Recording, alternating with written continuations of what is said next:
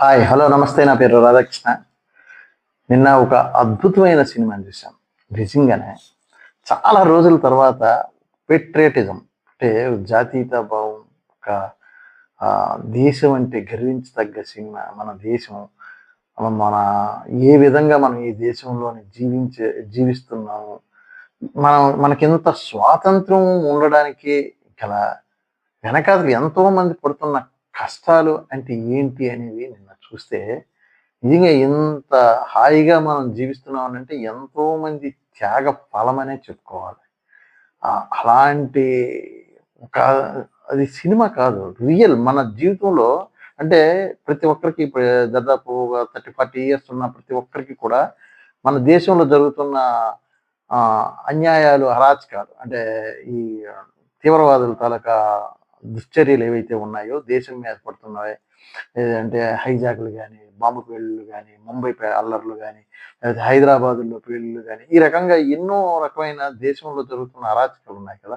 మత శక్తుల మధ్యన జరుగుతున్న ఘర్షణలు గానీ, అల్లర్లు గానీ, వీటన్నిటికీ కీలకము, కారణము ఏవున్నాయంటే ఇండియా, పాకిస్తాన్ యొక్క ఇది మతవాదము, ఏర్పాటువాదం మీదే చాలా మంది వరకు ఆలోచన ఇవన్నుంటాయి.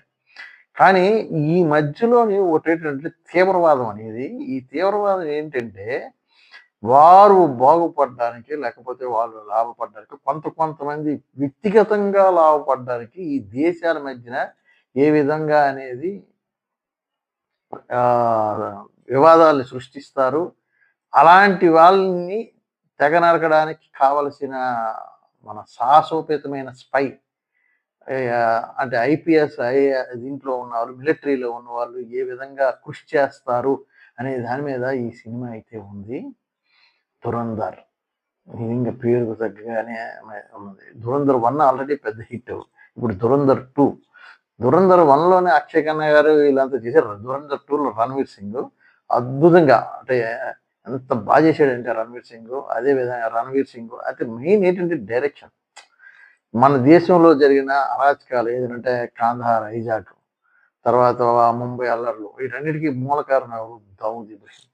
ఒక బడే సాబ్ కింద చిత్రీకరించి, ఒక విలన్ని చిత్రీకరించి, అతను చేస్తున్న అల్లర్లు దేశంలోని ఏ విధంగా ఉన్నాయి, అదే విధంగా మన ఇండియన్ గవర్నమెంట్, ఇప్పుడు ప్రజెంట్ బీజేపీ గవర్నమెంట్ కానీ, అప్పుడు గవర్నమెంట్ కానీ, కాంగ్రెస్ గవర్నమెంట్ కానీ ఏ విధంగా ఎదుర్కొన్న పరిస్థితులు, లేకపోతే ఎవరు పెంచి పోషించారు, వీళ్ళందరినీ కూడా పెంచి పోషించిన వాళ్ళు ఎవరు, ఎవరెవరు ఉన్నారు, వీటి వెనకాతల ఉన్న వాళ్ళు ఎవరు అనేది ఒక రకమైన పాయింట్స్ అన్నిటిని కూడా టచ్ చేస్తూ ఒక డ్రాయింగ్ అయితే వేయగలి. ఆ డ్రాయింగ్ 'ధురంధర్ 2'. అది ఎంత అద్భుతమైన డ్రాయింగ్ అంటే మామూలుగా ఉండదు. సినిమా చూస్తున్నంత సేపు కూడాను డ్రామాలు నెక్కబడుచుకుంటుంటాయి. ప్రతి సీను హైలైట్. అంటే ఇంత జరిగిందా? ఈ మన దేశానికి ఇంత వెన్నుపోటు జరుగుతుందా? లేకపోతే ఇంత దేశద్రోహులు మన దేశంలో ఉన్నారా? లేకపోతే పాకిస్తాన్‌లో ఉండి మన దేశాన్ని రక్షిస్తున్న వాళ్ళు ఉన్నారా? పాకిస్తాన్ అంటే అంత స్పై మన ప్రాణాలు త్యాగం చేసి వెళ్ళాడు. ఎందుకు వెళ్ళాడనంటే ఇక్కడ జరిగిన అన్యాయం. ఇక్కడ అన్యాయం జరిగితే ఈ అన్యాయం జరిగిన వాడిని ఇంకో దానికి ఉపయోగించడం. అదొక రకమైన సినిమాటిక్ భలే ఉంది. మామూలుగా లేదు. అయితే ఏంటంటే రియల్ లైఫ్ ఇందులో చాలా వరకు ఉంది. ఎందుకంటే అజిత్ దోవల గారి తాలూకా క్యారెక్టరైజేషన్, అతను ఏ విధంగా అయితే దేశానికి సేవ చేశారో, అతను తాలూకా అవన్నీ కూడా చాలా ఎలిమెంట్స్ తీసుకొని ఈ 'ధురంధర్ 2' చేయడం అనేది జరిగిందని చాలా వరకు సోషల్ మీడియాలో ఇప్పటికే మీరందరూ విని ఉంటారు. అన్నీ ఉన్నాయి. కానీ సినిమా చూస్తున్నంత సేపు కూడాను ప్రతి పాయింట్ మనకు గుర్తొస్తూ ఉంటది. కరెంట్ అఫైర్స్ ఫాలో అవుతున్న వాళ్ళు, పేపర్ చదువుతున్న వాళ్ళు, దేశం కోసం బాధపడుతున్న వాళ్ళు, ప్రతి భారతీయ పౌరుడు కూడా చూడదగ్గ సినిమా. చూస్తూ ఉంటుంటే ఇంకా ఏంటి మన పరిస్థితి ఏంటి? మనం ఎలా ఉండాలి? ఏం చేయాలి? పేట్రియాటిజం మన మనసులోని ఏ విధంగా పెంపొందించుకోవాలి? మనం ఎంత బాధ్యతాయుతంగా ముందుకు వెళ్ళాలి అనేది మాత్రం ఈ 'ధురంధర్ 2' అనేది సూపర్ సినిమా. అద్భుతంగా చేశారు. అతను డైరెక్టరు అబ్బా! మామూలుగా లేదులే. అంత చేశాడు డైరెక్టర్. అతను కూడా ఏదో 'ధర్ర' అని వస్తది. 'అజిత్ ధర్ర' ఏదో 'అజయ్ ధర్ర' బావుంది. మంచిగా హిందీలో చూశాను నేను. అర్థం కాకపోయినా తెలుగులోని కొద్దిగా కొట్టుకొని ఏమిటి ఇది జరుగుతుందంటే నాకు మామూలుగా లేదు సినిమా చూస్తూ ఉంటే. అబ్బా! అబ్బా! అబ్బా! ఏమి సినిమా అమ్మా! ఏమి సినిమా! మామూలుగా లేదు. అందరూ చూడండి 'ధురంధర్ 2'ని. ఏంటంటే మనకి ఈ 'ధురంధర్' ఒక ఒక వ్యక్తికి అన్యాయం జరిగిపోతే ఆ వ్యక్తిని వెళ్ళి యూపీ గ యూపీలో ఉన్న రౌడీస్ అప్పట్లో విపరీతంగా ఉండారు. ఇప్పుడు యోగి ఆదిత్యానంద్ వచ్చిన తర్వాత యూపీ గవర్నమెంట్‌లో మొత్తం అంతా కూడాను సద్దుమణిగింది. రౌడీయిజాన్ని, ఈ తాలూకా తీవ్రవాదాన్ని, నక్సలిజాన్ని లేకపోతే ఐఎస్ఐ ఏజెంట్లని వీళ్ళందరినీ బీజేపీ గవర్నమెంట్ చాలా వరకు తుదముట్టించింది. దానికి ముఖ్య కారణం ఏంటంటే అజిత్ దోవల్ గారు మన స్పైని ఒకరిని ఏర్పాటు చేసుకొని అక్కడ జరుగుతున్న పాకిస్తాన్‌లోని ఉన్న తీవ్రవాదుల్ని కూడా అన్నోన్ మ్యాన్ హిట్టింగ్‌గా అంటే ఎవరు చంపారో తెలీదు. ఆళ్ళందరూ చచ్చిపోతుంటారు. అందులో తీవ్రవాదులు మన మన దేశానికి అన్యాయం చేసేవాళ్ళు. ఎప్పుడు కాందహారు ప్లేన్ హైజాక్ చేసినప్పటి నుంచి వాళ్ళు కూడా ఇందులో ఉండి చనిపోయినట్టుగా చూపిస్తూ ఏ విధంగా చనిపోయారు అసలు యాక్చువల్‌గా పాకిస్తాన్ గవర్నమెంట్ కూడా కొన్ని కన్ఫర్మ్ చేసింది ఈ విధంగా జరిగాయి. అలాంటి హత్యలను కూడా ఈ డైరెక్టర్ గారు అవన్నీ నోటిఫై చేసుకొని ప్రతి దాన్ని పాయింట్ ఔట్ చేస్తూ, టచ్ చేస్తూ డ్రాయింగ్ అనమాట. అంత దీనిగా బాగా ఎక్కడెక్కడ లింక్ ఉంటది. అదే విధంగా మన డీమానిటైజేషన్ టైంలోనేమో నోట్లు 500 నోట్లు, రూ. 1000 నోట్లు కూడాను మోడీ గారు తీసేశారు 2016. అది ఎందుకు తీశారు అంటే చాలామంది మోడీ తీసేశాడు. మాకేమో చాలా ఇబ్బంది పడేది అనేటట్టు ఉంటది. కానీ ఈ సినిమా చూస్తే తెలుస్తది. ఓహో! 60,00,00,000 డబ్బుని పాకిస్తాన్ ప్రెస్ ప్రింటింగ్ చేసేసింది. అది ఇంటర్నల్‌గా తెలుస్తది. అంటే లీక్ అవుతుంది మనకి గవర్నమెంట్‌కి. ఈ గవర్నమెంట్ లీక్ అవ్వగానే వెంటనే ఆ ఇన్ఫర్మేషన్ తీసుకొని ఈ మోడీ గారు చేశారు. లేకపోతే మనకి ద్రవ్యోల్బణం పెరిగి ఈ పాటికి మన డబ్బు ఎవరిది ఫేక్ నోటో, ఎవరిది ఒరిజినల్ నోటో కూడా తెలుసుకోలేని పరిస్థితుల్లో ఉండేవాళ్ళం. బాగా విపరీతంగా ఫేక్ నోట్లు నడిచేవి. అలాంటి దాన్ని ఈ గవర్నమెంట్ అనేది తుదముట్టించింది. ఆ విధంగా మొత్తం పాకిస్తాన్‌లో ఉన్న మన ఈ మెయిన్ క్యారెక్టర్ ఏంటంటే దావూద్.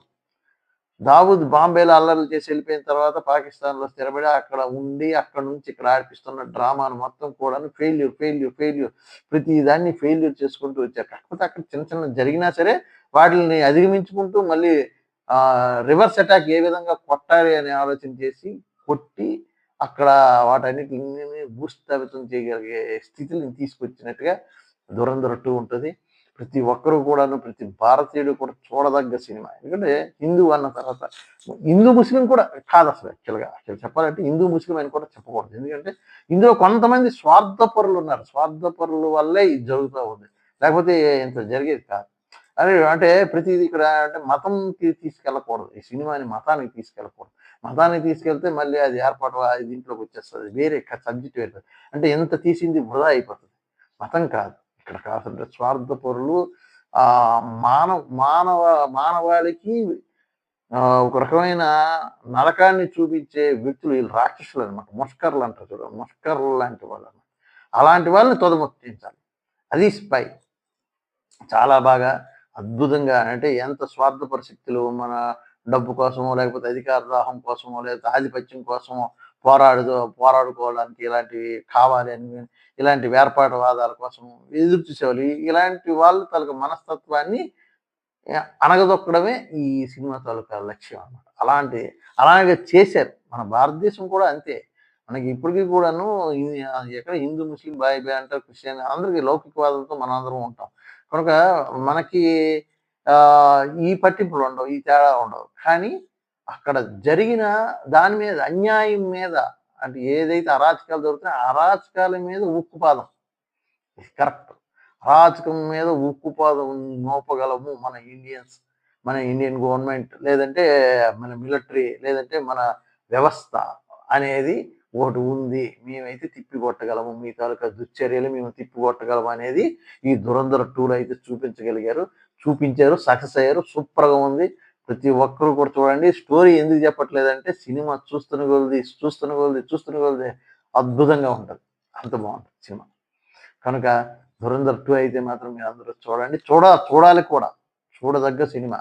ప్రతి ఒక్కరు చూడాలి. ఇప్పుడు యూత్ చూడాలి అసలు. ఎందుకంటే పిచ్చి పిచ్చి సినిమాలు చూడడం వల్ల పేట్రియాటిజం చూపించేది అంటే మన దేశభక్తికి ఏ విధంగా మనం పెంపొందించుకోవాలి. మాక్సిమం మన సౌత్ ఇండియాలో కన్నా నార్త్ ఇండియాలో వాళ్ళు ఎక్కువగా దేశభక్తి ఉంటారు. ఎందుకంటే అక్కడ కనెక్షన్ ఎక్కువ ఉంటది. వాళ్ళు అక్కడ రావడం వాళ్ళంతా ప్రత్యక్షంగా చూస్తా ఉంటారు కాబట్టి ఆ నరకాన్ని ఆళ్ళు భరించలేక ఎదుర్కొంటూ ముందుకు వెళ్తుంటారు. అలాంటి వాళ్ళు.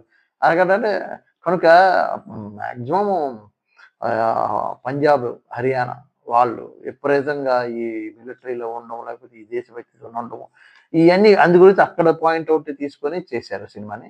అది ఉంది గాబట్టే చేశారు. లేదని మనం చెప్పలేము. బావుంది. చక్కగా ఉంది. సినిమానైతే మీరందరూ చూడండి. అదేవిధంగా అయితే నేను సినిమా స్టోరీ అది బావుందని చెప్పడానికి మాత్రమే వచ్చాను. అందులోని మొత్తం విశ్లేషణ అవన్నీ చేస్తే మళ్ళీ దాంతోని మీరు ఇదైపోతారు. మిస్ అయిపోతారు. అది మిస్ కాకుండా ఉండాలి. చూడండి బావుంది ఈ సినిమా. మీరు చూస్తారని నేను ఆశిస్తూ నేను సెలవు తీసుకుంటున్నాను. మన ఛానల్ నా రివ్యూ ఏమైనా మీకు అంటే రివ్యూ అని కాదు. ఓసారి చెప్పాను మీ అందరికి గుర్తు చేయడానికి నేను ముందుకొచ్చాను. కనుక మీకేమైనా నచ్చితే లైక్ చేయండి, షేర్ చేయండి, కామెంట్ చేయండి. మన channel NRK talks. Thank you very much. Me Radhakrishna.